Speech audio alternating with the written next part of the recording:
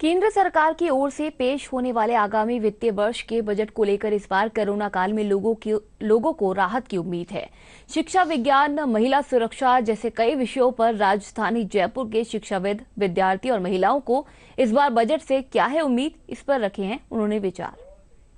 हम युवा वर्ग को, विद्यार्थी वर्ग को ये उम्मीद है सरकार से कि वर्तमान में एजुकेशन में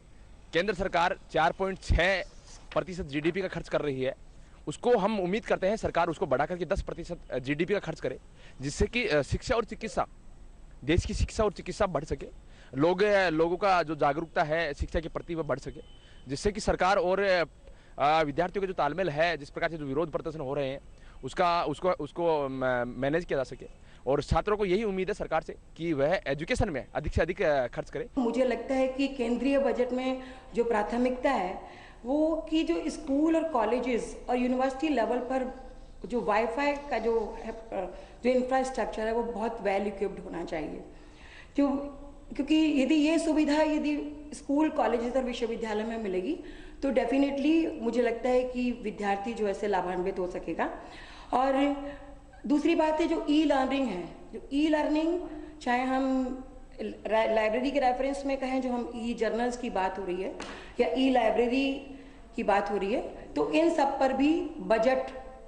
के बारे में सोचा जाना चाहिए और नए हेड्स बना करके इन चीज़ों को प्रमोट किया जाना चाहिए। जो शिक्षा का क्षेत्र है, शिक्षा जगत के लिए बजट के अंदर विशेष प्रावधान इसलिए करने आवश्यक हैं कि एक साल का आपने पिछला कोरोना का पीरियड पूरा देखा। उस कोरोना काल में विद्यार्थियों के साथ यानी पूरे शिक्षा जगत के लिए जो एक तरीके से खामी हुई है और जो हानि हुई है, वो सारी की सारी उसकी अपूर्णीय क्षति को हम भरपाई नहीं कर सकते। तो विशेष कुछ प्रावधान इस तरीके हमें करने पड़ेंगे। नई शिक्षा नीति को अपनाते हुए, नई शिक्षा नीति में जो सारी चीज़ें हमारी वो समावेश की गई हैं जो पिछले 70 साल में लगभग जिन चीज़ों पर कम फोकस किया गया था, उन चीज़ों उनसे कहीं अच्छी चीज़ें हमारे आ गई है। हमें एक आशा की किरण है नई शिक्षा नीति। तो नई शिक्षा नीति को उसी तरीके से अमली जामा पहनाने के लिए प्राइवेट सेक्टर हो या पब्लिक सेक्टर,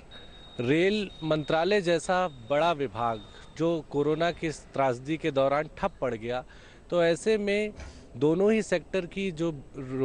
युवाओं की जो रोजगार छिने हैं, ऐसे में मुझे लगता है कि सरकार का विशेष ध्यान होना चाहिए कि इस आपात स्थिति में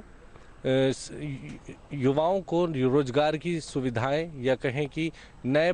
पद ना भी सृजित कर पाए, लेकिन जिन पदों पर भर्तियां की जानी चाहिए या जिसका वादा चुनाव के दौरान सरकार ने या पार्टियों ने किया था,